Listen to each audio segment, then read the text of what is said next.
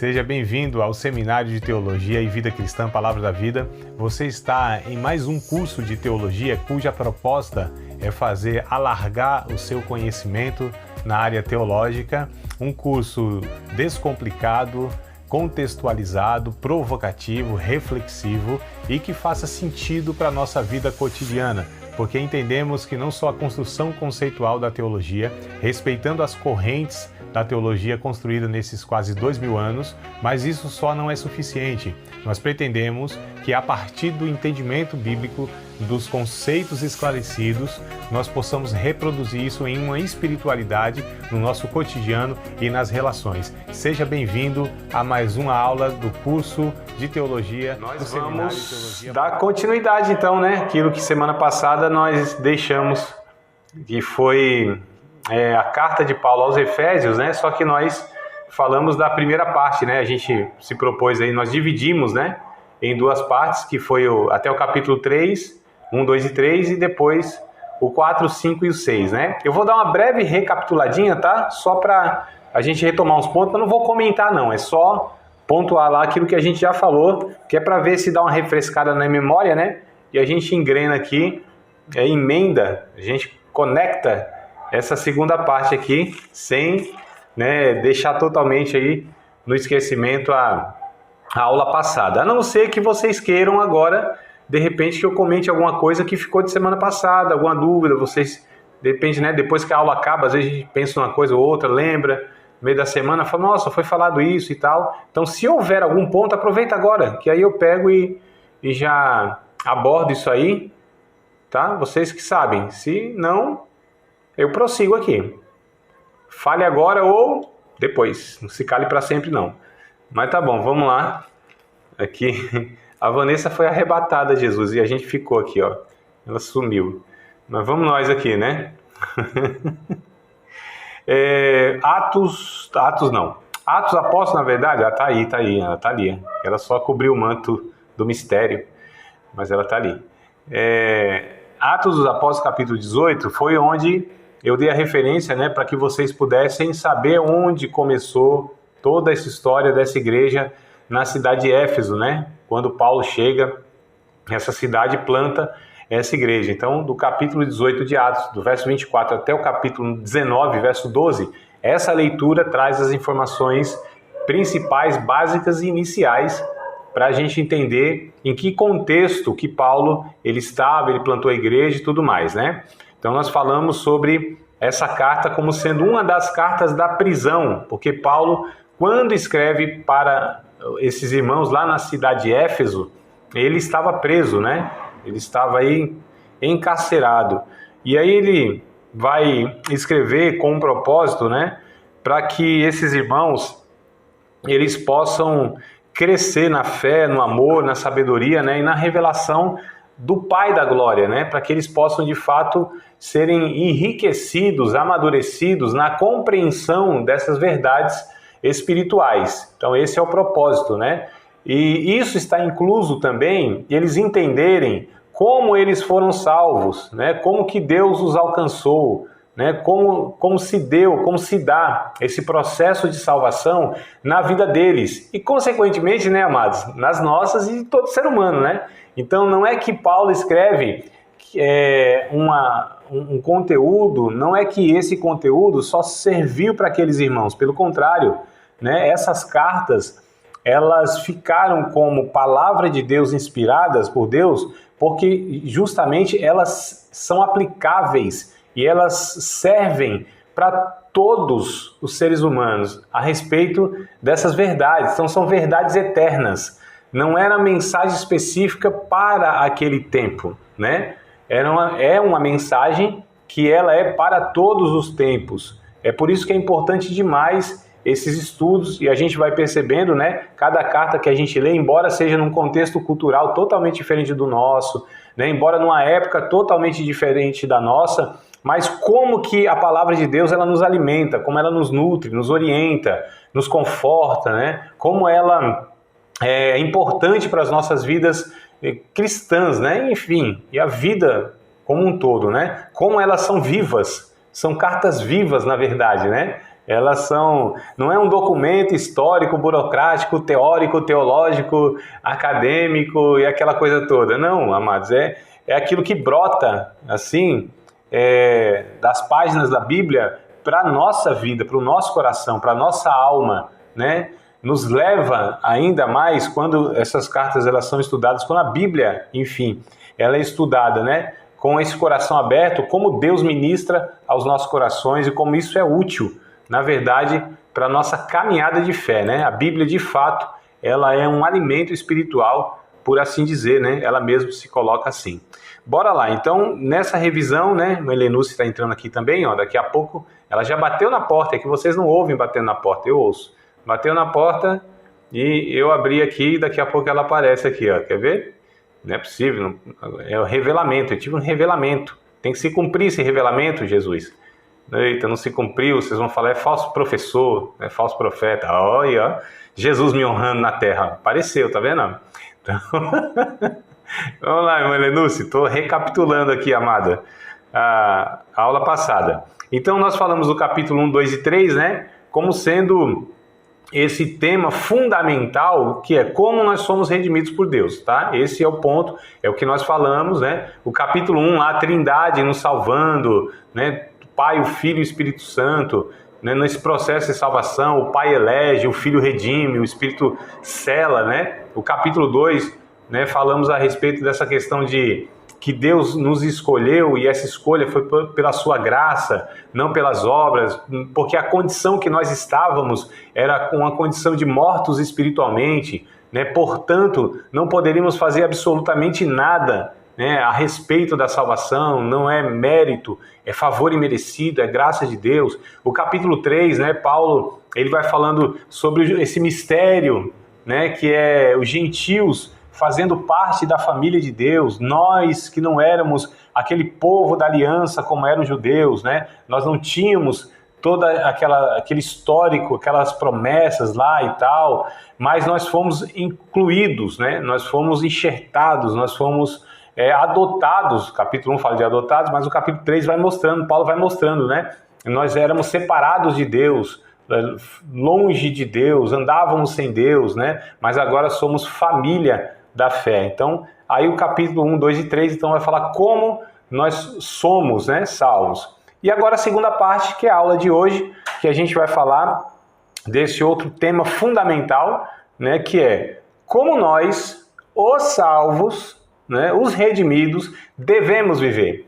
Então, olha só como Paulo vai entrar agora numa parte muito prática, tá? Numa parte muito aplicável, numa parte que a gente vai de fato, né, pedir para que Deus, inclusive, depois de nós discutirmos, falarmos aqui, pedir para que Deus de fato fale assim, aplica na minha vida isso, porque eu quero viver como um salvo. Se não, né? De fato nós fomos, acreditamos nisso, né? Nós sendo salvos, nós queremos viver como um salvo. Eu não quero ser uma pessoa que foi alcançada pelo Evangelho, mas quero viver como uma pessoa que não foi alcançada pelo Evangelho. Porque, infelizmente, amados, há muitas pessoas que vivem, a gente chama de, parece um termo contraditório, mas é assim, são cristãos ateus, né? Ateus práticos. Quem é o cristão ateu? Não é aquele que não acredita em Deus, porque senão não seria cristão, né? O cristão crê em Deus. Mas ele vive como se Deus não existisse, porque vive do jeito que ele quer. E não é assim, né, amados? Então, assim, Deus tem uma proposta para nós de uma vida de santificação, de uma vida, de uma novidade de vida, né? De uma vida parecida com a de Cristo, de uma vida de fato diferente. Eu não estou falando de esquisitice, né? Como a gente fala brincando, Deus fala para a gente ser diferente, tem uns que preferem ser esquisito. Então, ser crente não é ser esquisitão, né? Não é ser um cara assim meio alienado, mas são pessoas que são regidas por valores, por princípios, né? Que de fato a Bíblia ela nos ensina, né? E aí a gente vai ver então essa segunda parte aí a partir do capítulo 4, tá? Então minha Bíblia já está aberta aqui, ó, no capítulo de número 4, e a gente já começa falando aqui sobre a unidade da fé. E eu anotei algumas coisas, se vocês acharem interessante aí, anotarem também, tá? Na minha colinha aqui, eu tenho uma cola, né? E aí a gente vai passar para vocês, tá? Então, os capítulos 4 ao 6 consistem mais de instruções práticas para a igreja no tocante aos requisitos, né, que a redenção em Cristo demanda, de nossa vida individual e coletiva. Então, olha só, o que nós vamos estudar agora, o que nós vamos falar agora, diz respeito a uma vida individual diante de Deus e uma vida coletiva, ou seja, de convivência, tá certo? Porque o Evangelho, amados, é uma reeducação, é um reensino. A gente não nasceu de novo? Se nós nascemos de novo, a gente precisa aprender um bocado de coisa de novo, né? A gente precisa ser transformado, corrigido. E talvez essa seja uma das maiores dificuldades da grande maioria de nós, principalmente quando a gente aceita Jesus já com uma certa idade, né, com um monte de coisa na cabeça, tivemos uma criação dos pais, a gente foi ensinado pela nossa cultura, né, ou até mesmo de coisas que nos passaram a respeito de Deus, e quando a gente vai ver na Bíblia, não é aquilo. Então, o ensino que a gente está se envolvendo aqui não é pedagogia. Pedagogia é ensino de criança. Então você pega a criancinha lá e você vai construindo na cabeça dela um bocado de coisa que não existe, né? Ela não tem como comparar e questionar. A criança ela é muito mais fácil, ela é muito mais ensinável. Agora nós adultos somos mais resistentes, porque a gente já questiona algumas coisas a partir daquilo que a gente nós recebemos, né? A questão é, não estou falando que tudo que a gente sabe até aqui, ou que quando a gente chegou no Evangelho, tem que ser jogado fora e não presta mais para nada. Não. Agora, mas a gente precisa rever, né? Porque muita coisa de fato precisa ser trabalhada. Quantas pessoas, né? Até mesmo de repente vocês podem dar algum testemunho, né? Embora estivesse na igreja muito tempo, começaram a estudar a palavra de Deus. Eu nem digo porque foi comigo, não, porque começou a estudar a teologia, o curso nosso aqui não, mas de repente começou a estudar a palavra de Deus, né? Uma coisa assim mais individual, e foi percebendo, tem alguma coisa aqui que não se encaixa, uma coisa aqui, calma aí, mas parece que não é bem assim, né? O Espírito Santo, ele vai trabalhando em nossa vida, ministrando na nossa vida a partir do momento, à medida que a gente vai se debruçando diante a sua palavra, né? Então, infelizmente, muitas pessoas, elas ensinam, elas falam, elas entendem muita coisa equivocada a respeito da palavra de Deus. Estou falando de pessoas que pregam, alguns até que ensinam, pastoreiam, são líderes, muitas vezes estão falando coisas por aí que, infelizmente, não tem sentido bíblico, né? Mas aí, o desafio é esse, né? É reconstruir isso, é desconstruir aquilo que a gente já tinha por certo. Mas enfim, vamos lá. Olha o que eu fiz aqui. Eu anotei 10 pontos, irmãos. 10 pontos aqui, tá? Não é que eu vou comentar eles cada um por um, não. Vou dar uma pinceladinha, mas assim, esses 10 pontos aqui, que eu acho muito interessante, que fala a respeito da nossa vida, dos redimidos, na questão individual, como a gente deve se comportar, e no coletivo também. Então, primeiro ponto aqui, se vocês quiserem anotando aí, ó, número 1. Os crentes são chamados para uma nova vida de pureza e separação do mundo, tá? Então, a gente está falando dos capítulos 4 ao 6. E o primeiro ponto que eu anotei é esse aqui. Os crentes, né, os cristãos, os redimidos, são chamados a uma nova vida de pureza e separação do mundo, ou seja, esse sistema corrompido. Quando a gente fala do mundo aqui, é um sistema corrompido. Então Paulo, a partir do capítulo 4, ele vai falar que nós fomos chamados para uma vida de pureza, uma vida santa. Isso quer dizer, amados, que é uma vida que ela não se encaixa nesse sistema mundano. O que a Bíblia fala de mundo, né? O mundo jaz no maligno, por exemplo, que João fala lá na sua primeira carta, capítulo 5, se não me falha a memória, verso 19, alguma coisa assim.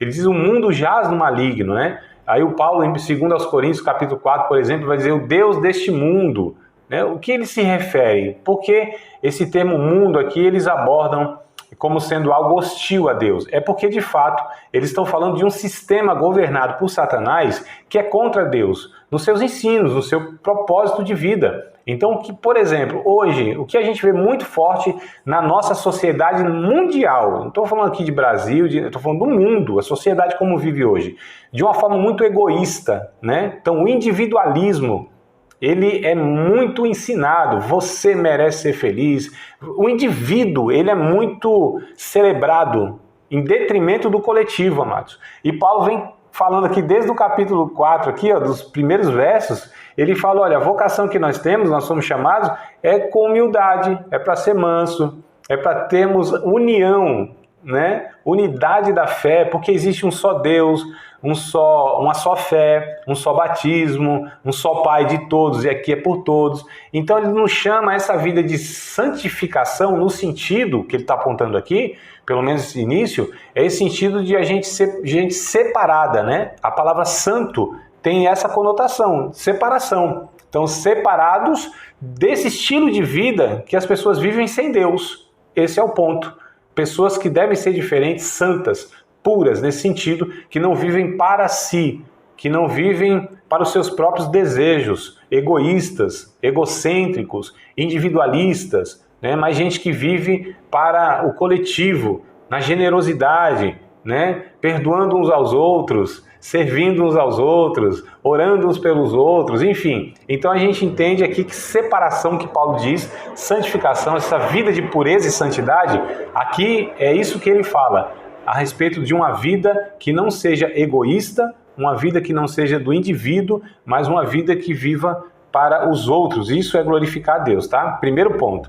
Segundo ponto, a serem santos e irrepreensíveis diante de Deus. Olha só. Então, Paulo, segundo ponto aqui, nesse segundo bloco, né, de Efésios, ele diz para nós sermos santos e irrepreensíveis diante de Deus. Aí eu fico pensando, como que eu posso, diante de Deus, ser uma pessoa santa e uma pessoa irrepreensível? Como que pode? Como que Deus pode olhar para nós e falar, não, esse aqui é santo e esse é irrepreensível?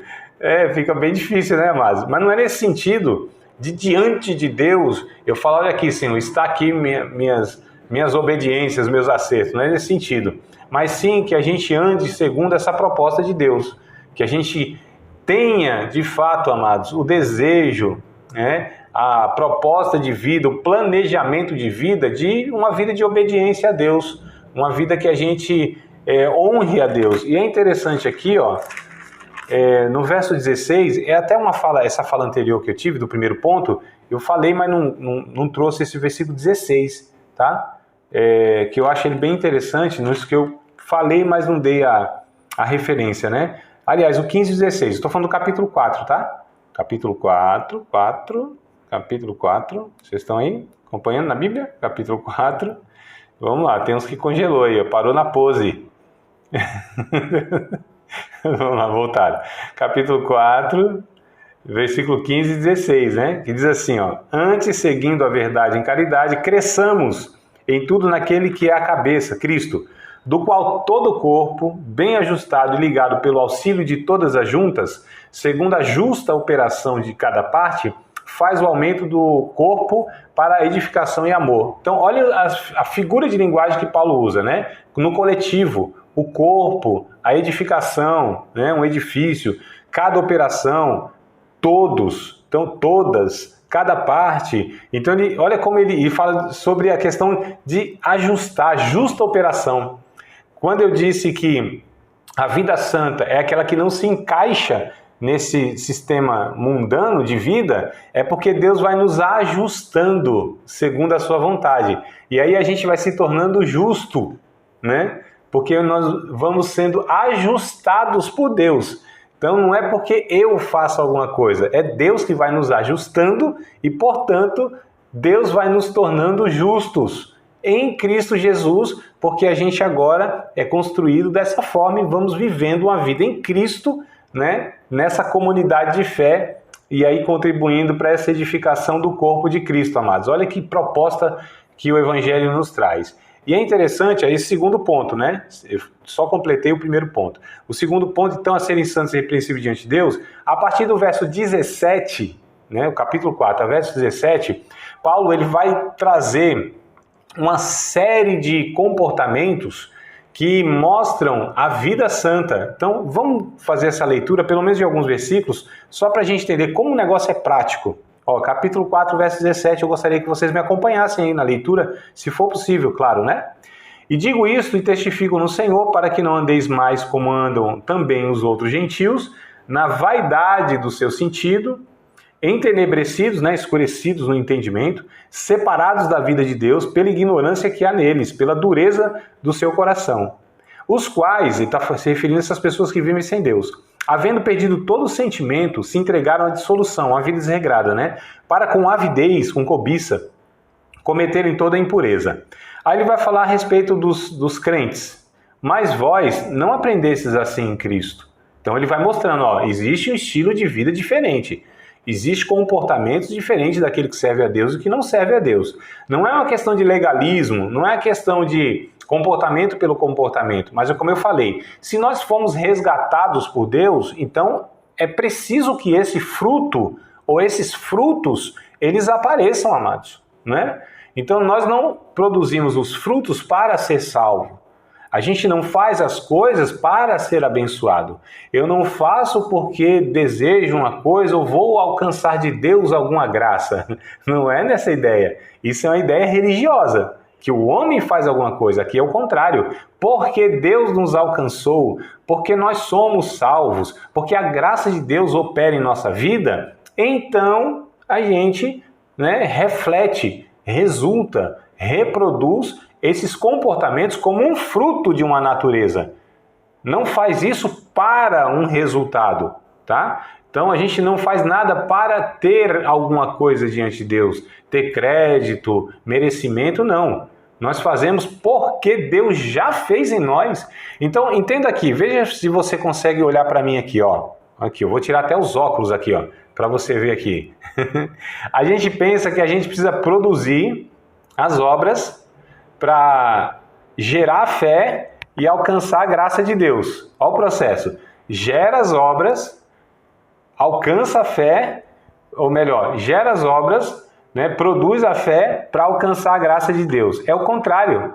A graça de Deus é que produz em nós a fé e a gente resulta nas obras. Vocês entenderam o que é o inverso do negócio? Percebe como muitas vezes é ensinado o contrário? Você faz, vai ter mais fé. Tendo mais fé, você alcança a graça de Deus, alcança o milagre, gera o milagre, essas conversas que a gente ouve. Mas a Bíblia ensina o contrário, porque a graça de Deus, a bênção de Deus já veio até nós. Vocês lembram no capítulo 1, amados? Nós já fomos abençoados com todas as bênçãos celestiais em Cristo Jesus. A bênção de Deus já veio sobre nós, a graça. Ela gera a fé em nós. E aí a gente produz as obras como resultado da fé, por causa da graça. É o que ele diz no capítulo 2 lá, eu só estou recapitulando o que ele já falou no capítulo 2, para a gente entender esse processo, que não é um processo religioso humano, é um processo divino que a gente precisa absorver, receber graciosamente, amados, viver a presença de Deus. E não é essa loucura de que a gente tem que fazer o comportamento, aquela coisa legalista, religiosa. Não, amados. A vida com Deus, a comunhão com Deus, o relacionamento íntimo, estreito com o Espírito Santo, a vida de comunhão com uma pessoa que é a Trindade, o Pai, o Filho e o Espírito Santo. Isso nos fará ser pessoas diferentes, porque a graça de Deus nos envolve, porque o relacionamento com a Trindade nos transforma de glória em glória, de fé em fé, na mesma imagem, como pela a semelhança de Cristo. Vocês percebem que Paulo ele trabalha uma anti-religião? Porque a religião que forma todas essas loucuras aí na cabeça do povo. E tem muitos irmãos aí dentro de igreja que tem essa cabeça ainda legalista, Mas Paulo aqui está trabalhando, mas só que ele fala, a graça de Deus opera, e aí a gente é diferente. A gente não está falando de uma graça que não cobra responsabilidade. Esse é um outro extremo, Então você tem o legalismo que se pauta pelos erros e acertos, fez, merece, Fez, é abençoado, obedeceu e tal, isso é legalista. Por outro lado, você tem um desprezo da responsabilidade. Não, Deus só quer o coração, então a vida assim tem que ser de qualquer forma. Paulo disse, não, é um entendimento que ele precisa ser completo, E aí a gente percebe aqui que ele vai falando sobre isso aqui. Eu estava no verso de número 20, vocês estão me acompanhando aí? Conseguem retomar a leitura? Verso 20. Mas vós não aprendestes assim em Cristo, se é que tendes ouvido e nele fostes ensinados, como está a verdade em Jesus. Verso 22. 2 patinhos na lagoa. Acompanha aí. Que quanto ao trato passado, olha só que coisa interessante. Quanto à vida passada, vos despojeis do velho homem. Então ele chama a velha natureza de velho homem. Então vocês se despojem Ele pega uma figura de linguagem, é como se fosse aqui tirar roupa, né? Se despindo do velho homem, desvista, então, do velho homem que se corrompe pelos desejos ilícitos do engano, que é a concupiscência que ele fala aqui. Só que ele fala que não é só tirar a roupa, não é só despir do velho homem. O que é preciso fazer? Se renovar, renoveis no espírito do vosso sentido, e vos revistais do novo homem, que segundo Deus é criado em verdadeira justiça e santidade. Olha que coisa interessante, o processo, né? Deixa a velha prática, a velha natureza e agora absorvam, vistam, assumam, né, a nova natureza que segundo Deus é criado em verdadeira justiça, vai ajustando, e santidade, que é essa vida separada. Verso de número 25 em diante, ele vai agora dar exemplos de comportamentos daqueles que se vestiram do novo homem, da nova natureza. Olha só o que ele diz. Deixai a mentira e falai a verdade com o seu próximo. Coisas práticas. Então, o servo de Deus, a serva de Deus, o discípulo e a discípula de Cristo devem deixar de mentir. Parece um negócio básico, né, meu? Crente não mente. Não, mente, mas não deve mentir. E mente, a gente sabe. Vou até tomar um gole d'água aqui que vocês sabem. E mente. De vez em quando a gente mente, mas não deve mentir. A gente não deve se conformar com essa postura. A gente deve lutar contra esse negócio de ter essa vida que não honre a Deus, que não seja santa, né? Então, não é só deixar de mentir, é falar a verdade. Ó. São duas coisas interessantes que ele coloca aqui. Deixe de fazer uma coisa e faça outra. Porque quando você deixa de fazer uma coisa, mas não faz outra, que é oposta, e que seria o combate, então essa que você deixou de fazer, se encontra um lugar vazio, ela vai preenchendo de novo. Vocês entendem aqui o processo, amados, que Paulo está propondo aqui? Olha, percebam isso aqui, ó, não é só aqui não. Ó. Verso de número 26. Irai-vos e não pequeis. Não se põe o sol sobre a vossa ira. Então a ira em si não é pecado.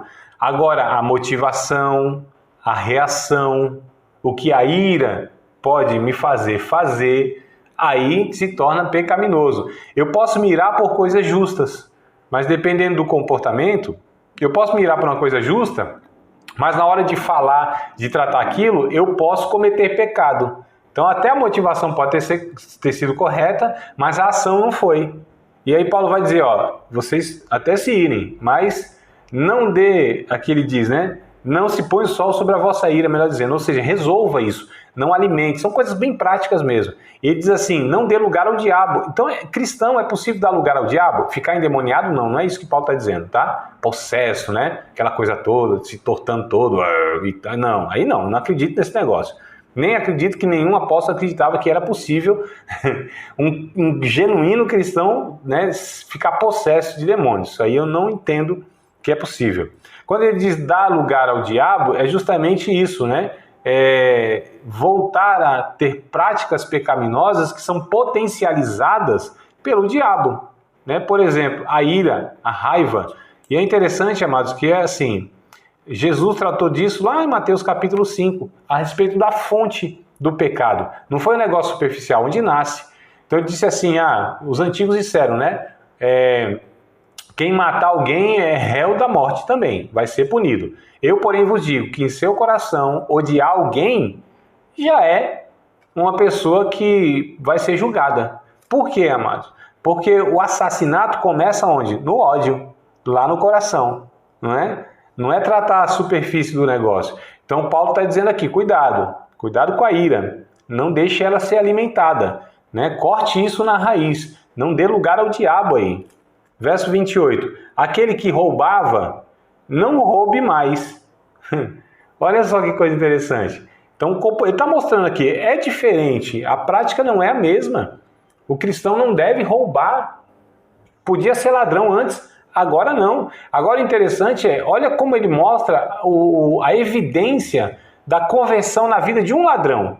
O que o ladrão faz, amado? O que é a vida do ladrão? Qual que é a ética do ladrão? Porque o ladrão tem uma ética, né? Que é antiética, mas é a ética dele, é a regra dele. Que é roubar. Ele tem vantagem em pegar o que é dos outros. Para ele isso aqui é a vantagem, é a vida boa e está tudo certo. Aí Paulo diz assim, não basta só deixar de roubar. Agora você tem que trabalhar para ter o que repartir com o outro. Isso aqui é conversão, né? Não? Para um ladrão que estava acostumado a pegar o do outro, agora ele tem que trabalhar e dar para o outro? Só para a gente ver, irmão, o nível aqui de transformação na natureza da pessoa. Porque ladrão é ladrão. Eu não entendo como que um ladrão pode roubar um pai de família, como que um ladrão pode roubar uma velhinha. É ladrão, meu Deus do céu. Vocês querem que o ladrão seja o quê? Compassivo? Tenha dó? É ladrão. Senão não seria ladrão, é? Oh, meu Deus do céu, né? Nossa, como pode fazer um negócio desse? É ladrão. Não se espera outra coisa do ladrão. Roubar. Roubar quem? Quem ele puder, quem ele conseguir. Ladrão não tem essa éticazinha. Não vou roubar esse pai de família aqui, que ele tem uns boletinhos lá. Tá levando um leite aqui pros barrigudinhos em casa. Mas ladrão é ladrão, amado. Não se espera outra coisa do ladrão, a não ser que ele roube. Mas assim, essa é a questão, né? Verso de número 28 ainda, ó. Trabalhe fazendo com as mãos o que é bom para que tenha o que repartir com o que tiver necessidade.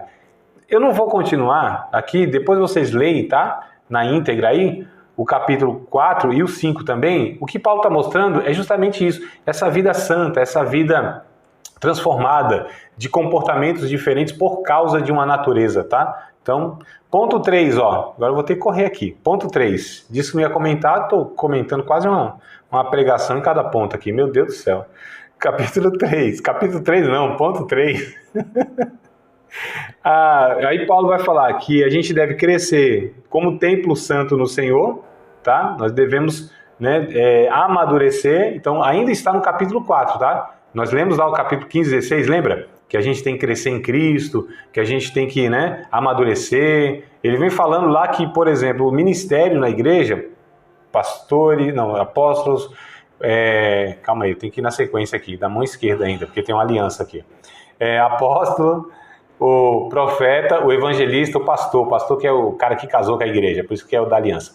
E o mestre, né? Então esse ministério aqui, ele tem que gerar no corpo de Cristo esse crescimento e amadurecimento. É só ler capítulo 4, verso 11 até o 16. Eu li o 15 e 16 com vocês, mas do 11 até o 16, né? Jesus deu então esse povo aí, esses dons aí, esse pessoal, os obreiros, chamado de ministro, que é para fazer o povo amadurecer, aperfeiçoar os santos, que eles cresçam, que não sejam mais enganados, levados por todo modismo, vento de doutrina, né, mas que possam crescer e amadurecer. Então Paulo diz isso, crescer como templo santo no Senhor, amadurecer. Não é possível que a gente passe 10, 15, 20, 30, 200 anos dentro de uma igreja e não seja transformado, não seja um ser humano melhor, um discípulo melhor, uma pessoa mais amadurecida. Não é possível, isso não é normal, amados. Tá? Não devemos tolerar irmãos com 10, 15, 20 anos dentro de uma igreja e não são pessoas maduras na fé. Né? Ainda tem gente menino na fé a despeito de todo um tempo que frequenta um templo. Não é possível. Então, infelizmente é a realidade de alguns, mas Paulo adverte isso aí. Ponto 4. Andar como é digno da vocação que nós fomos chamados, como eu disse, né? Com união, não é união. Tinha um irmão que falava, é união, vai arranhando os outros. Não, é união, não união. 5, a piadinha ruim essa aqui, vamos pular aqui que essa aqui ninguém nem riu, nem entendeu. Ponto 5 aqui, serem gente madura, né? Como eu falei, que ele chama de varão perfeito, né? No capítulo 4 ainda. A viver em verdadeira justiça e santidade, nós lemos o capítulo 4, andar em amor e serem santos, olha só, pela palavra. Então é a palavra de Deus que deve gerar isso em nós, tá? Um dos sinais da saúde espiritual, o ministério espiritual adverte. Ficar sem ler a Bíblia pode causar imaturidade na vida, viu? Então, é a palavra de Deus que deve nutrir a gente e levar a gente à maturidade, né? Ponto 7 aqui, andar em amor e serem santos pela palavra. 8, chamados a um novo modo de viver nos relacionamentos familiares e vocacionais. Prestem atenção, capítulo 4 ainda, para os irmãos lá em Éfeso, que eles vivam, amados, que eles se relacionem, que eles cresçam, amadureçam nos relacionamentos familiares, tá certo? De família mesmo, pai, filho, cônjuges, aquela coisa toda, e vocacionais, que cresçam também nos ministérios exercidos numa igreja local, enfim, no reino de Deus. Então, esse é o ponto 8. Ponto 9. Esses relacionamentos devem ser regidos por princípios de conduta que distinguam o crente da sociedade descrente à sua volta. Então, assim, irmãos, nós como igreja, né, ele está falando para uma igreja local, para um grupo de irmãos que se reúnem lá como corpo de Cristo, como comunidade de fé, como igreja. Então, Paulo está dizendo, o estilo de vida de vocês precisam ser diferente da sociedade aí fora. Se não tiver diferença, meu Deus do céu, que impacto vai ter de testemunho de Cristo para as outras pessoas? Esse é o ponto, né? Então, todos esses nossos relacionamentos devem ser regidos pelos princípios que foram colocados aqui antes, né? Então, humildade, mansidão, generosidade, todas essas questões que Paulo vem pontuando nos 3 capítulos, ou principalmente no 2º e no 3º capítulo, tá? Então, no 4 aqui ele fala, os relacionamentos têm que ser regidos, têm que ser pautados, orientados por esses princípios. Não é a sociedade, não é o mundo, não é a nossa criação dos pais, como eu falei, não é a religião que a gente veio, não é a cultura que a gente está inserido, não são elas que vão falar pra gente que tem que viver assim, assim, assado. Não, amados, é a palavra de Deus que tem que falar pra gente quais são os princípios que a gente deve implantar na nossa vida. Ponto 10 e o último, vocês pensaram que eu não ia chegar lá, ó. Cheguei no último aqui dos pontos 10. Finalmente, o crente é chamado a manter-se firme contra as astutas ciladas do diabo e as terríveis hostes espirituais, né, da maldade dos lugares celestiais. É o famoso capítulo 6 da batalha espiritual e tudo mais. Então, ó, tendo a consciência de como nós fomos salvos pela graça de Deus, né, capítulo 1, 2 e 3, capítulos 4 e 5, como nós devemos viver nos relacionamentos, como que a gente deve ter agora, a partir de uma nova natureza, um comportamento diferente, dando bom testemunho. Agora nós temos que ficar firmes, porque de fato há uma luta espiritual e essa luta se vence com a armadura, né? O soldado de Cristo, capacete da salvação, convicção da salvação, segurança e certeza da salvação pela fé, o escudo que protege todas essas questões que combatem a nossa fé, a palavra de Deus que é a espada, andando no evangelho, os pés da preparação do evangelho da paz, gente apaziguadora, não briguenta, rixosa, tribulosa, hostil, odiosa, raivosa, gente bruta. Não, amados, não pode ser assim. Aquele que leva o evangelho da paz, não, tá? E aí lutando, né, na oração, na intercessão, contra essas realidades espirituais, tá? Pronto. Bom, então, só para... Eu não enfatizei o capítulo 5, né, principalmente do verso 21 em diante, eu só falei que Paulo falava sobre os relacionamentos, né, familiares e tudo mais. Mas vocês lendo o capítulo 5 a partir do verso 21, vocês vão ver como Paulo ele dá orientações para o relacionamento matrimonial, né? Aquela questão de submissão, né? As mulheres têm que ser submissas aos maridos, os maridos devem ser submissos às mulheres, os filhos têm que ser obedientes aos pais, os pais não devem irritar os seus filhos, devem criar direitinho o negócio, sem pôr sobre eles muita carga, para que eles não desanimem da vida. Né? Os patrões não devem oprimir os empregados, e os empregados não devem lá enrolar os patrões e tal. Então ele fala desses relacionamentos. É bem prático mesmo, é uma vida do dia a dia, do cotidiano, né? Então olha como Paulo, olha como Deus, ele de fato dá importância aos detalhes da nossa vida nesse sentido. Não é só aquela vida de igreja, de adoração, de oração, no sentido mais espiritual que a gente acha que é. Não, é a vida na vida, irmão. É a vida do cotidiano. Nos relacionamentos com o povo lá na feira, lá no mercado, no açougue, na vizinhança, na praça, no ônibus, no trabalho, em todo lugar. Então a nossa vida como cristão deve ser uma vida que honre a Deus, né? É isso que a Bíblia propõe, é isso que Paulo está ensinando para esses irmãos lá na cidade de Éfeso. E, consequentemente, para nós, é o que Deus está aqui ministrando para nós, né? Então, para que a gente tenha essa vida, tá? Mas aí ele conclui, então, no capítulo 6, sobre essa realidade espiritual, que a gente não deve desconsiderar, né? Que tem essa realidade de opositores, né? Além da nossa velha natureza, que ele chama de carne, o velho homem, a gente ainda tem aí seres espirituais da maldade, né? Agentes de Satanás, chamados de demônios, que de alguma maneira eles querem nos prejudicar de uma forma ou de outra. Mas Paulo diz, vestidinho lá com a armadura, tá todo protegido, amados, tá certo? Né? Os diabos, os demônios podem até lançar aí setas, que eles chamam aqui, né, de setas malignas, mas a gente tá com o escudo da fé, a gente tem a palavra de Deus, que é a nossa arma de ataque, parece que é a única arma que tem, né? Nessa metáfora que ele usa é a palavra de Deus, não tem outra. O resto tudo é de proteção, né? Defesa, proteção. Mas a palavra, a espada, melhor dizendo, refere-se à palavra, que é a arma de ataque. Mas se a gente tiver dessa forma como Paulo ele recomenda, né? Vivendo como esse soldado de Cristo, então assim, em oração, em súplica, intercessões e tudo mais, aí nós vamos ser muito mais do que capacitados por Deus para enfrentar todas essas realidades sem medo, sem esse negócio de ficar assombrado, né? Tem gente que tem meio assombrado, tem medo de demônio, tem medo de tanta coisa. Não, amados. A gente vivendo na presença de Deus, está tudo certo nesse sentido aí. Só que eu fiz aqui, sabe o que eu fiz aqui, que eu acho que também vai ser interessante? Aqui, na verdade, eu já concluí nessa proposta, tá? Comentei 2 blocos, né? 1 ao 3, 4 ao 6. Só que eu fiz uma outra divisão aqui, bem mais resumida, mas é didática. Então, se vocês quiserem anotar, para vocês lerem dessa forma, estudarem dessa forma, eu acho interessante. É uma outra forma de estudar, mas não é que eu vou dar todo o estudo, não. Fiquem tranquilos, eu não vou castigar vocês agora repetindo um bocado de coisa ou querendo dar outro estudo, tá? Eu só vou dar aqui um esboço, né?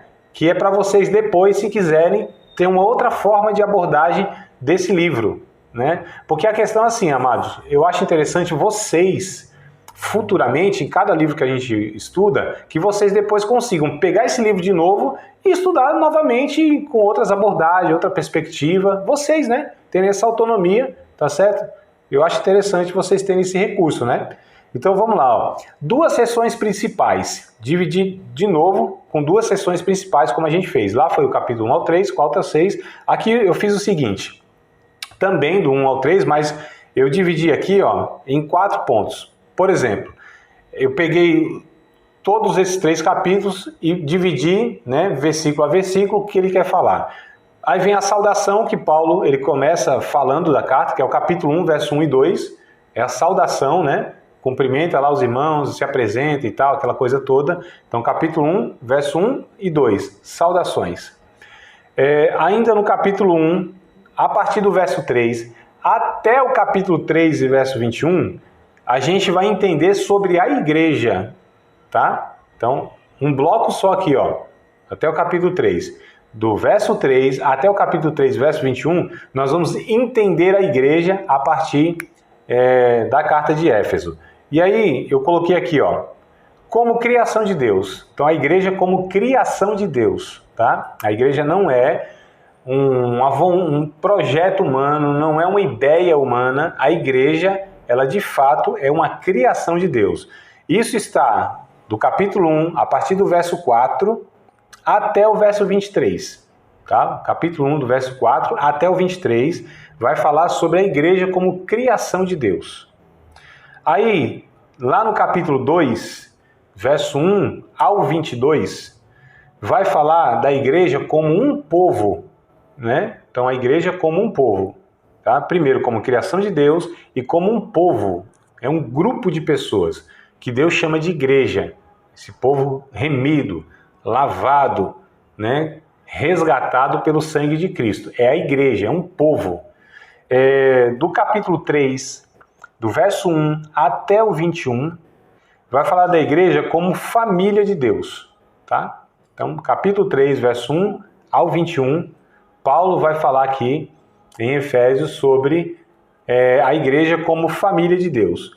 Então, a igreja aqui nesses 3 capítulos é falado como criação de Deus, um povo de Deus e família de Deus. Tá? Família nesse... Fala assim, André, mas o povo de Deus e família de Deus não é a mesma coisa? Não. Deus está tratando, quer dizer, se refere às mesmas pessoas. Eu digo na questão do olhar, né? Um povo é uma coisa, ele está falando de uma convivência desse povo que ele chama de família. Entenderam? Então não é uma repetição, né? Não. Um povo é de fato esse povo que está sendo criado, recriado em Cristo Jesus, mas esse povo vive em pequenas famílias, né? Em convivências, que aí é outro aspecto, tá? Então entendendo a igreja. Aí o capítulo 4 ao 6 vai falar como vivendo como igreja. Então, como igreja, como a gente vive? Como a gente vive no ministério? Aí o capítulo 4, verso 1 ao 16. Como se vive no ministério? O exercício dos ministérios, as lideranças, os serviços e os dons. Tá, amados? Olha que coisa interessante. Então, como, né? Vivendo como igreja, no ministério, é o primeiro ponto. Como se vive na igreja, no ministério. Esse ministério não entenda só para os obreiros, os pastores, como que os pastores vivem, não é isso. É também. Mas como se vive com os dons, serviços, isso é ministério, dons e serviços. Como que essa família vive, né? E aí não tem nem mais nem menos. Que a gente às vezes colocou assim, não, ministério, é isso que Deus está preocupado, né? O pastor, o evangelista, o profeta, o mestre, não, são todos, inclusive eles também. E os demais? Deus não tem uma recomendação? Não se tem uma proposta? Tem, que é chamado de dons e serviço, que estão inclusos, né? Os obreiros aí que a gente chama de ministros, tá? Mas o capítulo 4, verso 16, como igreja, como vivemos no ministério. Capítulo 4, verso 17, até o capítulo 5, verso número 10, vivendo na pureza, também para todos aqueles que vivem como igreja, né? Na igreja e como igreja, deve viver nessa pureza que a gente discutiu lá nos comportamentos e tudo, nas relações, né? Do capítulo 4, verso 17 até o 5 e o verso número 20, tá? Em todos os relacionamentos, estão vivendo como igreja em todos os relacionamentos. Aí vai do capítulo 5, do verso 21 até o capítulo 6 e verso 9. É um texto só, amados. Considere todas essas divisões, capítulo e versículo. Isso aí tem que... A gente só coloca aqui pra gente, né? Mas assim, é falado, é um assunto só, tá? Então do capítulo 5, do verso 21 até o capítulo 6, verso 9... Paulo ele dá a orientação de como viver em todos os relacionamentos sociais, tá? Aí ele fala no capítulo 6, do verso 10 até o verso 20, ele fala sobre aqueles que estão sendo capacitados por Deus, que é a armadura do soldado que a gente falou, né? Estão capacitados, Deus capacita os seus filhos, né? E aí Paulo vai pegar a figura do soldado, tá? Como são capacitados por Deus. Deus nos dá recursos para que a gente vença na vida cristã, para que a gente possa lutar e ter armas, né, poderosas em Deus para enfrentar todas essas dificuldades da vida. Não é só questão espiritual, batalha com satangoso e tudo mais lá. Não é só isso, não. Isso também, né? Mas a vida em si, né? A fé, a convicção, como a gente falou, a justiça, a verdade, né? Couraça da justiça, lombos da verdade, essa coisa toda. Viver na vida, são recursos de Deus para a vida, no cotidiano. E aí o capítulo 6, do verso 21 ao 24, ele dá a despedida dele, né? Para aqueles irmãos, lembrando que é uma carta, né? Então ele está se despedindo dos irmãos, tá? Então essa aqui é outra proposta, se vocês quiserem estudar por aqui, lendo dessa forma, vocês vão perceber, lendo e pegando aqui os títulos, vocês vão ligar uma coisa a outra e falar, oh, é verdade, ó, ele destaca isso, ele fala isso, e isso facilita, né, o estudo também dessa forma. Você acabou de participar de mais uma aula de um dos nossos cursos do Seminário de Teologia, Vida Cristã, Palavra da Vida. Espero que tenha te abençoado, não só alargado o seu conhecimento teológico, mas que tenha também atingido o teu coração para que você possa, a cada dia mais, reproduzir a vida de Deus nas suas relações cotidianas. Se você ainda não é aluno oficial de um dos nossos cursos, se inscreva aqui no contato que vai aparecer do WhatsApp. Também nos siga nas redes sociais, se inscreva no nosso canal, compartilhe à vontade e Deus te abençoe.